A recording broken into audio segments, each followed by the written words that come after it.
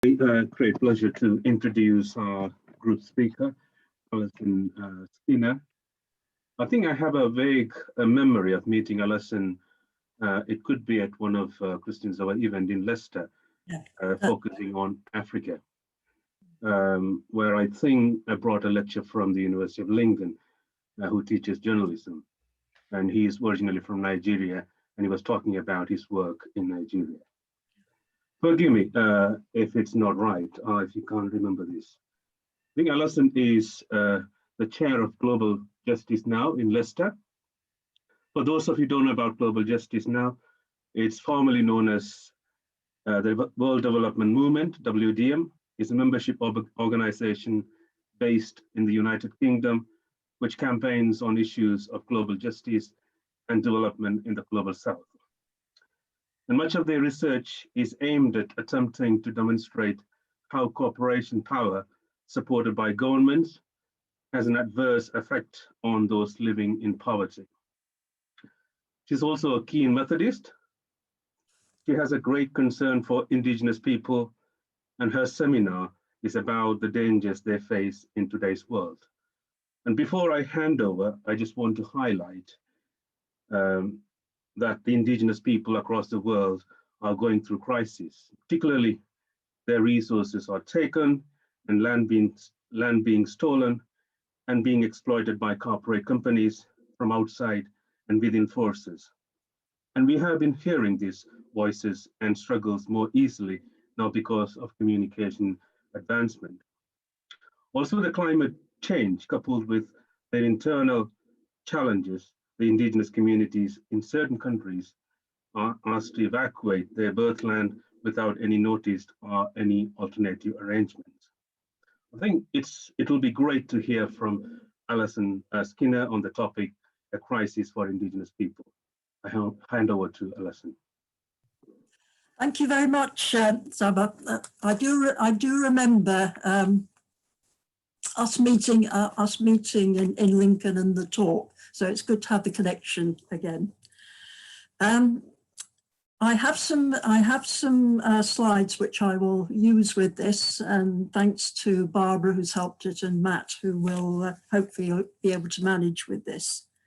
The talk was called Crisis for Indigenous People, and I'm going to be concentrating on the Amazon rainforest, which was going to be my original talk for the conference at Swanwick, and the issues of people living there. We've seen the fires on television, and what we want to do is just to expose some of the economic drivers of these actions, and how in the West we are linked to them, in ways that which we may not have been previously aware. Can you manage slide 1, Matt?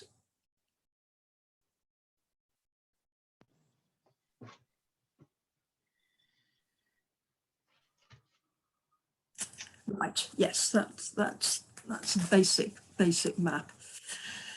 The Amazon rainforest occupies the drainage basin of the Amazon River. It covers 2,300,000 square miles and 6 million square kilometers. It covers 40% of Brazil's total area, bounded by the Guinea Highlands in the north, the Andes Mountains in the west, the Brazil's Central Plateau to the south, and the Atlantic to the east.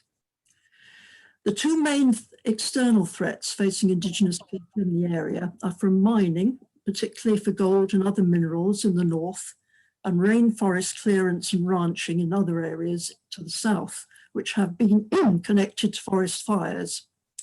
These are issues with a very long pedigree, going back to at least the 1960s. And indigenous people, by continuous resistance and political campaigning, achieved some protective laws which were enacted in the 1980s.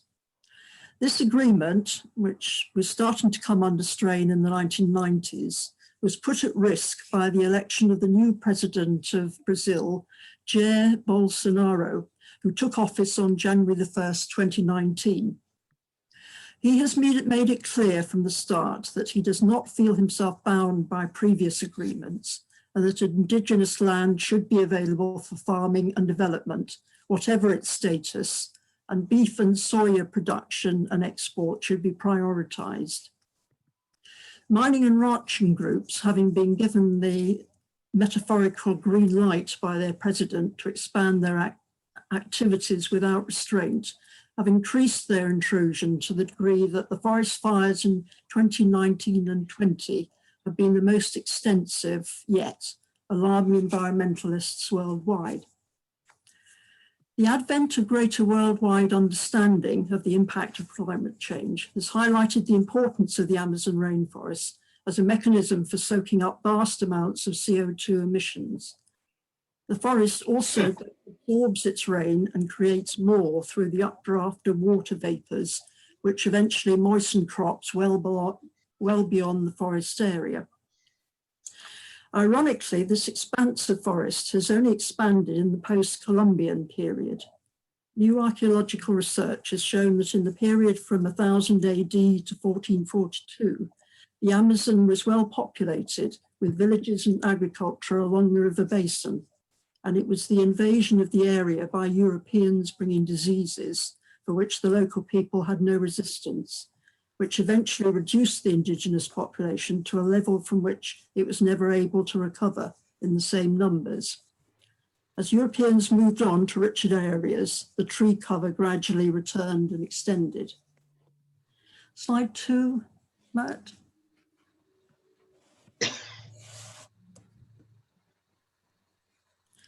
One of the tribes who by long campaigning has managed to secure agreement from the Brazilian government to safeguard their traditional lands is the Yanomami people who live in the north near the Venezuelan border. On December the 2nd, 2020, a petition with 439,000 signatures was handed in to the Brazilian Congress. The Miners Out, COVID Out petition calls for the immediate expulsion of 20,000 illegal miners from inside the Yanomami indigenous territory. Slide 3.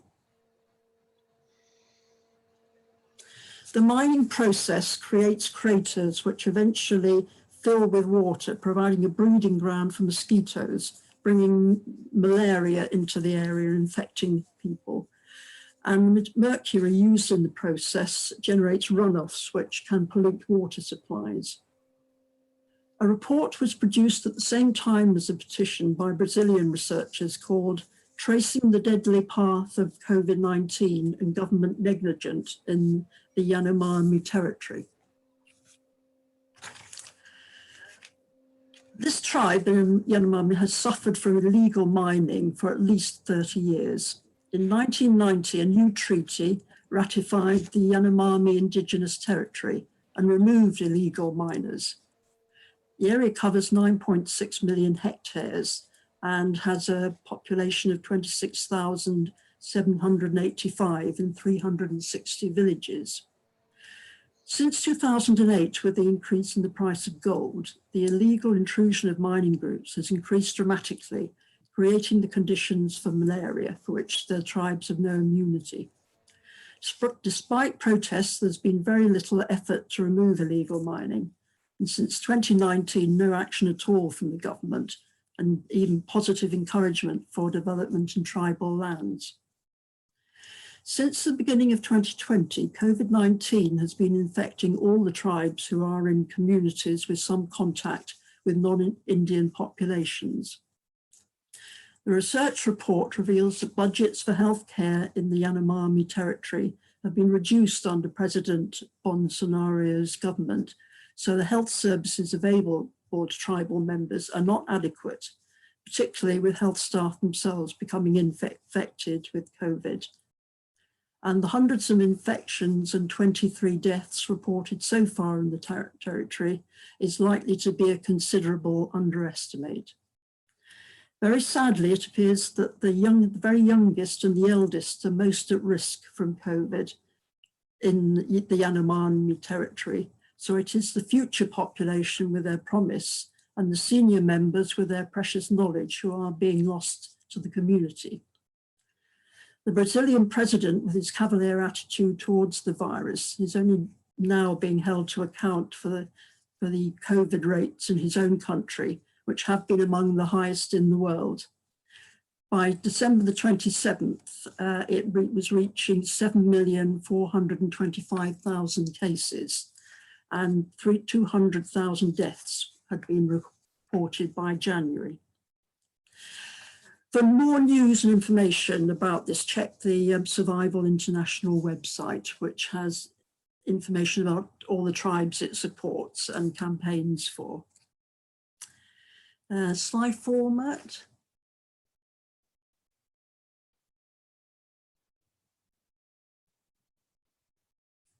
Next one.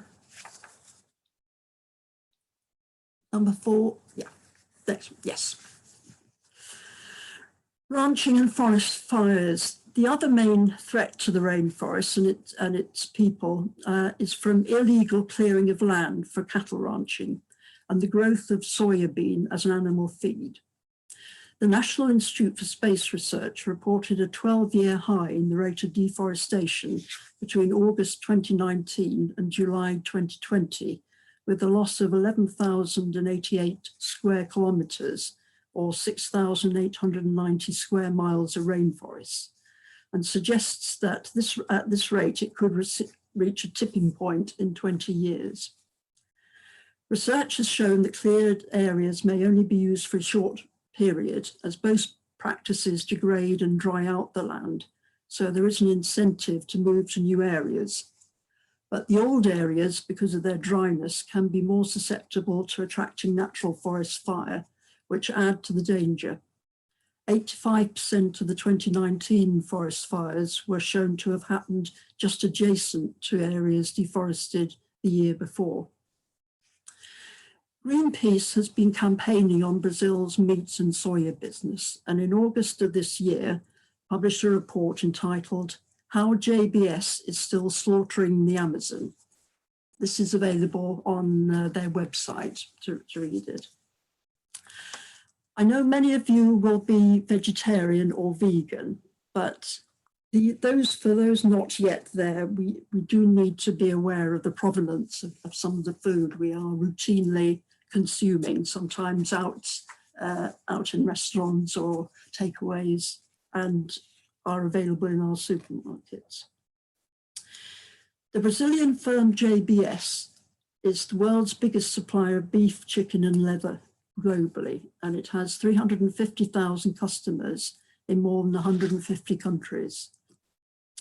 There are around 200 million head of cattle in the country. A high percentage of Brazilian beef is shipped to China and Hong Kong, but the EU imports more than $600 million worth of beef.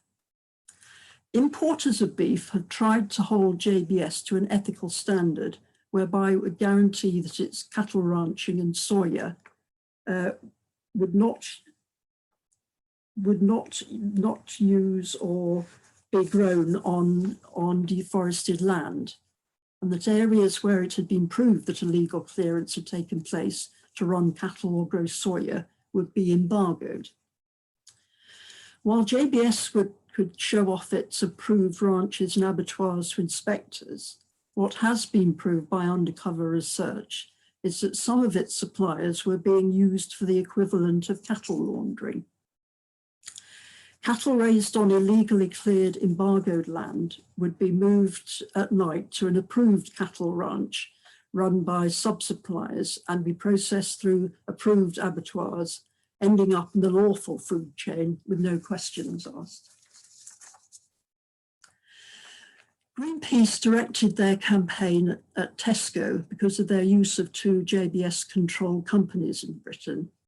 Moy Park is based in Northern Ireland and was bought by a JBS American company in 2015, and Tulip, a UK company also acquired by JBS. They both produce soya-raised pork and chicken. 65% of the UK's 3.2 million tonnes of annual soya imports come from South America, and it does not seem possible to guarantee that it is all produced from legitimate land. Tesco has blocked Brazilian meat since 2018, but would not agree to delist these companies and could only guarantee its soya would come from zero deforested areas by 2025. Moy Park.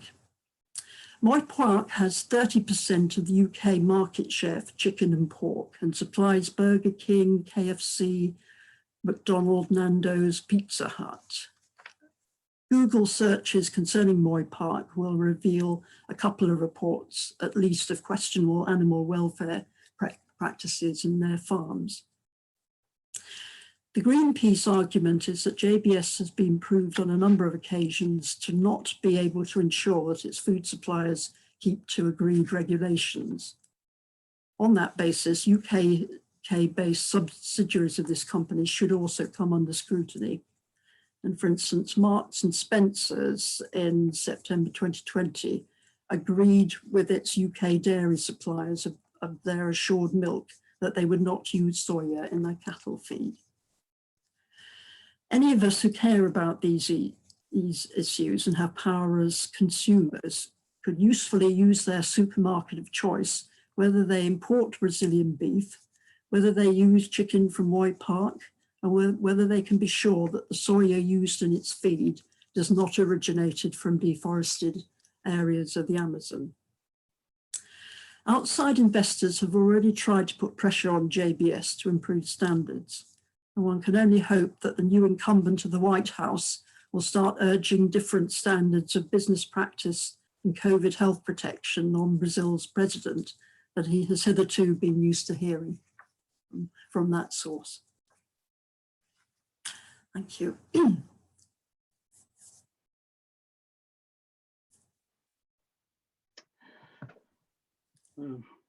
Thank you, Alison, for your inspiring and challenging presentation on the Amazon rainforest.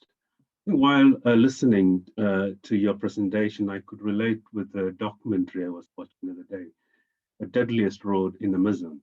If you have a chance, please look out on the YouTube, where we could witness how the Amazon forest has been exploited, mining. I think some of the pictures you have on the presentation, that's very much alluded what's happening in the Amazon forest, and has been exploited. Mining has made a land unbarren, and the people living there and their livelihood are in danger. Thank you once again for your presentation on this topic. And I, on behalf of Christians Aware, thank you for your wonderful work through global justice now. And as we were listening to Bishop John this morning and listening to Susan, listening and acting and challenging where needed. As a people of faith, we have a role to play. And let's keep Susan and her work in our prayers. Thank you. Thanks, Abba.